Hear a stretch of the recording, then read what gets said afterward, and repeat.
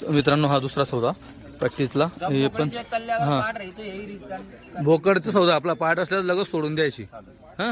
हे बघा याच्यात हे दोन बच्चे छोटे बाकी इकडचे पाहिजे तुम्ही हे सगळे जंड बच्चे आहेत एकदम क्वालिटीचे बच्चे आहे तुम्ही बघू शकता। मागून पण बच्चे दाखवतो पहिले अगोदर त्यांना विचारून घेतो दादा गावाचं नाव सांगा।